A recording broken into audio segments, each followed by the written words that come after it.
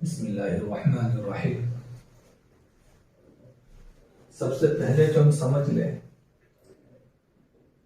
कि तरीक़े तालीम ये बहुत अहम है। जब तक हमारे पास तरीक़े तालीम नहीं होगा तब तक हम बच्चों को कमा हक़्क़हू नहीं पढ़ा सकते हैं, न बच्चों को कुछ दे सकते हैं। असरी तालीम गाहों में इसकी बहुत अहमियत है। अल्हम्दुलिल्लाह हमारे दीनी मकातिब में भी इसकी अहमियत को समझा जा रहा है और लोग इसकी फिक्र कर रहे हैं। तालीम के लिए सबसे अहम रीढ़ की हड्डी उस्ताद होता है।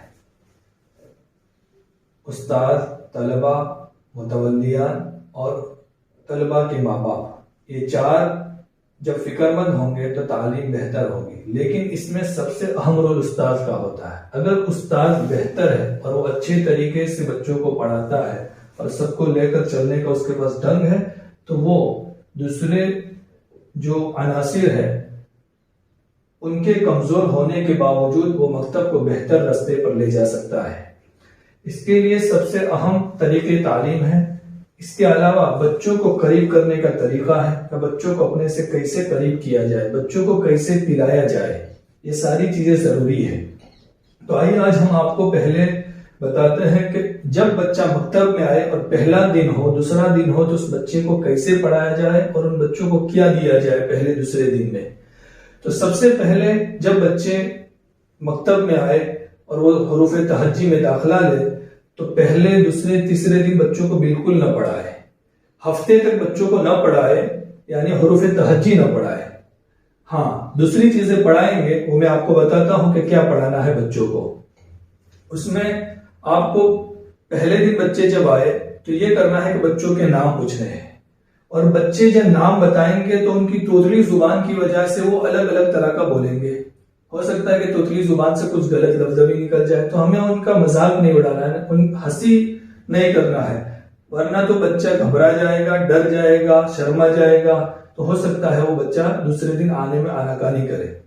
इसलिए न किसी और बच्चों को हंसने दें, न आप खुद भी हंसे, बल्कि ये करें कि जो भी बच्चा बोले उस पर खुशी का इजहार करें। माशाल्लाह आपका नाम ये है, माशाल्लाह बहुत अच्छा नाम है आपका, आपके अब्बा ने बहुत अच्छा नाम रखा है बेटा, इसका तर्जमा भी अच्छा होता है। चाहे नाम अच्छा न भी हो फिर भी हम बच्चे को शाबाशी देते, क्योंकि अब नाम कैसा भी हो वो उसका कसूर नहीं, उसके माँ बाप का कसूर है। इसलिए हम बच्चे को शाबाशी दे, बच्चे की तारीफ करें। जब ये करेंगे तो बच्चा कुछ आपसे करीब होगा और हो सकता है कि बच्चा रोए भी पहले दूसरे 2 दिन, लेकिन बच्चे के रोने की वजह से बच्चे को दूर न करे, बच्चे को अपने से पास बिठाए। अपने करीब बिठाएंगे बच्चे को तो बच्चा आहिस्ता आहिस्ता अपने से मानूस होगा। उसको टॉफी दे। एक बार एक बच्चा हमारे पास आता था पढ़ने के लिए, वो क्लास में आते ही रोने लगता था। जब तक उसके अब्बा बैठ सकते थे तब तक बैठता था, फिर चल देता था उसके अब्बा के साथ। तो अल्हम्दुलिल्लाह अल्लाह ताला ने दिल में डाला, उस बच्चे को अपनी जगह पर बिठाया, अपने पास, बिल्कुल अपने बेटे की तरह। उसके अब्बा सामने बैठते थे, वो मेरे पास बैठता था। तो इस तरीके से 3-4 दिन बिठाया, फिर उसको टिपाई पर बिठाया मेरे सामने, फिर आहिस्ता आहिस्ता उसको थोड़ा सा दूर बिठाया। यूं करके अल्हम्दुलिल्लाह 15-20 दिन में वो बच्चा मानूस हो गया और अल्हम्दुलिल्लाह आज वो कुरान पढ़ता हो गया।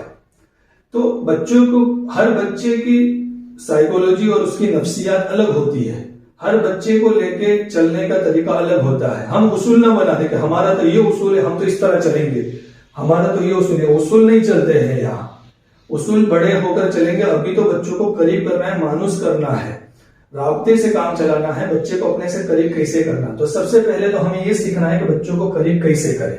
तो बच्चों को करीब करने के लिए एक तो बच्चे को टॉफी देना है, दूसरा अच्छे प्यारे लक़ब से बच्चों को बुलाना है।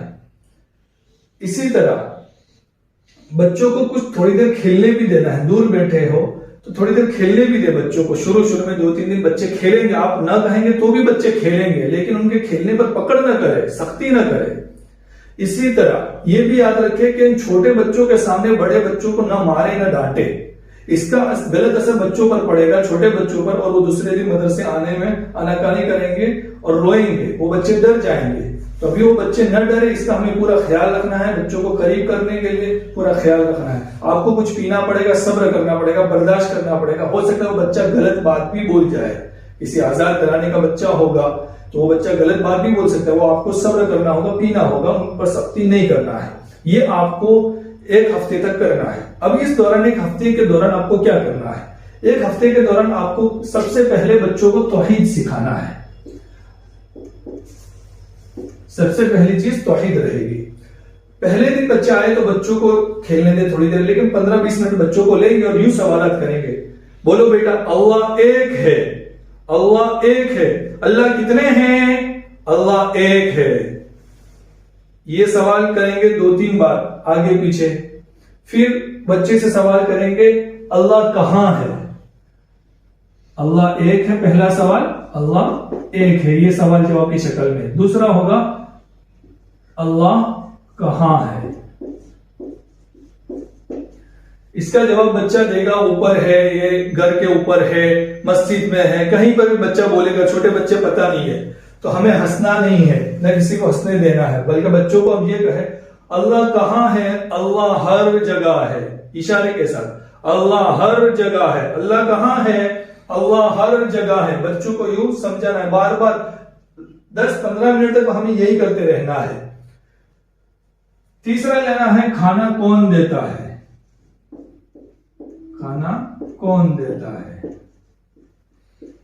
पानी कौन देता है?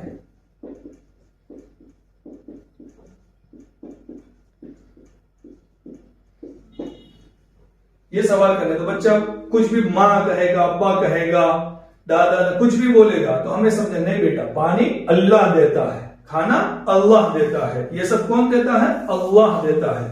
हर चीज कौन देता है? अल्लाह देता है।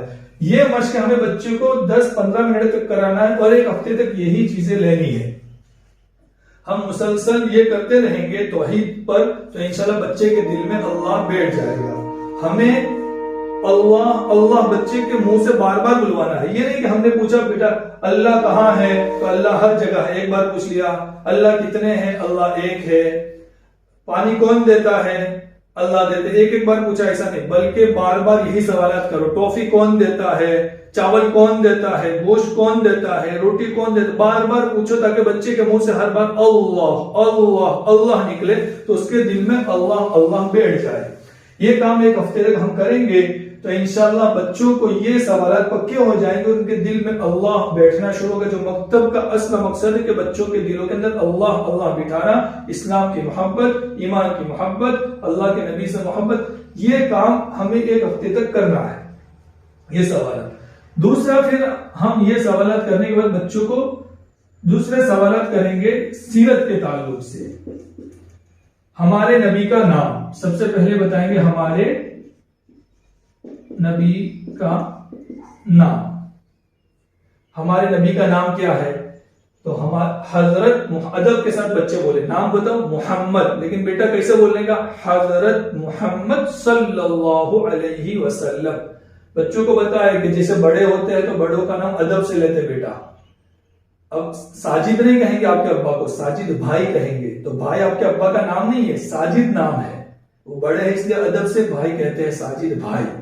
तो ऐसे हमारे नबी का नाम मोहम्मद है, लेकिन हम हजरत मोहम्मद सल्लल्लाहु अलैहि वसल्लम बोलेंगे। हो सकता है बच्चे ना समझे, तो कोई बात नहीं, इस दर्जे में ये बात न समझा है। इस दर्जे में सिर्फ हम हमारे नबी का नाम हजरत मोहम्मद सल्लल्लाहु अलैहि वसल्लम बता दें। लेकिन जब अगले दर्जे में यानी कायदे और पारिये में पहुंचे, तो वहां ये चीज जरूर बतलाई जाए। इसलिए हमने देखा है बाज़ दफा कुरान के बच्चों से सवाल किया, हमारे नबी का नाम क्या है? तो बच्चे बताते थे हजरत मोहम्मद मुस्तफा सल्लल्लाहु अलैहि वसल्लम। अब उनसे पूछते थे इसमें से नाम बताओ बेटा, नाम क्या है? तो उनको नहीं पता। कोई कहता था हजरत, कोई कहता था सल्लल्लाहु, कोई कहता था मुस्तफा। इसलिए सब नाम पता नहीं होता था। तो हम पता होना चाहिए कि हमारे नबी का असली नाम मोहम्मद है। दूसरे जो अलकाब है, तो दुरूद शरीफ है सल्लल्लाहु, और आगे अदबन और लक़ब है। अदबन है वो अदब के लिए जो हमारे आप इस्तेमाल करते हैं, जनाब हजरत, वो लफ्ज है। इसलिए बच्चे को फिर ये तौहीद सिखाने के बाद ये वाली सीरत, हमारे नबी का नाम सिखाना है, हमारे नबी के अब्बा का नाम और हमारे नबी की अम्मी का नाम। अब्बा का नाम, दादा का नाम और अम्मी का नाम, ये चीजें सिखानी है। आज का सबक इतना है, इंशाअल्लाह कल अब दूसरी बातें बताएंगे। तौहीद, पहली चीज ये याद रखे, खुलासा ये निकला कि बच्चे को करीब करना है। बच्चे को करीब करने के लिए हमें टॉफी वगैरह का भी इस्तेमाल करना है, अच्छी जुबान का भी इस्तेमाल करना है, मीठे बोल का इस्तेमाल करना है। बच्चे को उसके नाम पूछने के बाद उनको शाबाशी देनी है, उनकी तुतली जुबान पर हंसना नहीं है, न खुद भी मजाक उड़ाए न किसी और को मजाक उड़ाने दे, और 1 हफ्ते तक सबक ना पढ़ाए। इस दौरान बच्चों को 10-15 मिनट तक ये करने दे। अगर बच्चे इस दौरान खेलते हैं तो डरा धमका कर नहीं, प्यार से समझाकर बिठाए, खुद न समझाए। कभी ऐसा हो कि ज्यादा बच्चा मस्ती करता है तो किसी बड़े बच्चे जो होते हैं उनको उससे कहे कि बेटा समझा के बिठाओ, या उसके बड़ा भाई या उसकी बड़ी बहन वगैरह कोई हो उसके पास बिठा दे बच्चे को। लेकिन डराना धमकाना शुरू में हफ्ते तक बिल्कुल न करे, हत्ता कि बड़े बच्चों को भी न करे कि जिसकी वजह से वो छोटे बच्चे डर जाए। इसका ख्याल रखें। तो और 1 हफ्ते के दौरान हमें तौहीद सिखानी है। तौहीद सवाल जवाब की शक्ल में अभी सिखानी है। एक तौहीद मुस्तकिल सिखाई जाती है, वो इंशाल्लाह मैं आपको आगे बताऊंगा, लेकिन अभी हमें सवाल जवाब की शक्ल में तौहीद सिखानी है। और ये सीरत, पहले 2-3 दिन तक मुसलसल तौहीद ही रखे, सीरत न ले। फिर उसके बाद जब ये पक्का हो जाए उसके बाद सीरत शुरू करें, फिर दोनों को बाद में मिलाकर चलाएं। ऐसे 1 हफ्ते तक 8-10 दिन तक ऐसे चलाएं।